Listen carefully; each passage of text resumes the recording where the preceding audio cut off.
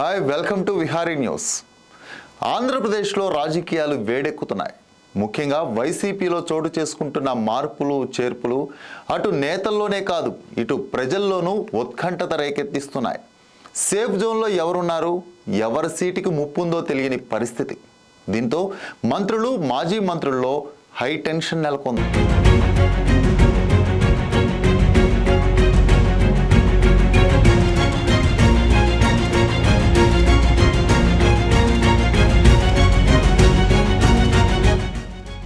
రానున్న ఏపీ ఎన్నికల్లో 175కి 175 స్థానాలు టార్గెట్గా పెట్టుకున్న వైసీపీ అధినేత ముఖ్యమంత్రి జగన్మోహన్ రెడ్డి గెలుపే లక్ష్యంగా కసరత్తు ప్రారంభించారు. ఇప్పటికే 2 విడతలుగా నియోజకవర్గ ఇన్ఛార్జీల లిస్టు విడుదల చేసిన జగన్ 3వ జాబితా రెడీ చేస్తున్నారు.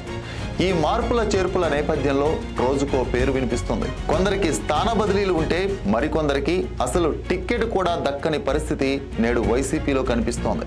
కాగా ఎమ్మెల్యేలు, ఎంపీలు, మంత్రులు ఏ ఒక్కరిలోనూ సీటు దక్కుతుందనే ధీమా లేదు.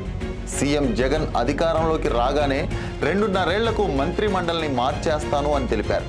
చెప్పింది చెప్పినట్లుగానే చేశారు. ఇప్పుడు కూడా ఆయన గతంలో పనితీరును మార్చుకోవాలని హెచ్చరించిన వాళ్ళ పంతాను మార్చుకోని నేతలను పక్కన పెట్టేస్తున్నారు.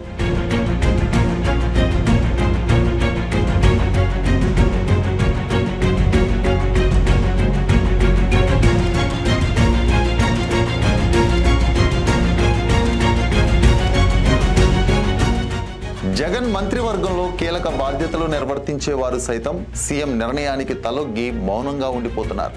గతంలో పనిచేసిన మంత్రులు, ప్రస్తుతం మినిస్టర్లుగా ఉన్నవారు సైతం అధిష్టానం అభీష్టాన్ని శిరసావహించాల్సి వస్తుంది. ఇప్పటికే అనకాపల్లి ఎమ్మెల్యే గుడివాడ అమర్నాథ్ను ఆ నియోజకవర్గం నుండి తప్పించింది అధిష్టానం. ఎక్కడ సీటు ఇస్తారో ఇంకా చెప్పలేదు. ఈ నేపథ్యంలో ఆయనకు సీటు ఉంటుందా లేదా అనేది కూడా చెప్పలేని పరిస్థితి.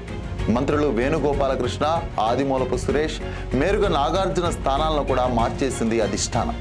ఈ లిస్టులో ఇంకొందరు మంత్రులు, మాజీ మంత్రుల పేర్లు వినిపిస్తున్నాయి. అయితే ఎవరెవరికి స్థాన బదిలీలు ఉంటాయి, ఎవరెవరిని అధిష్టానం పక్కన పెట్టనుంది అనేది ప్రస్తుతం నేతల్లో చర్చనీయాంశంగా మారింది.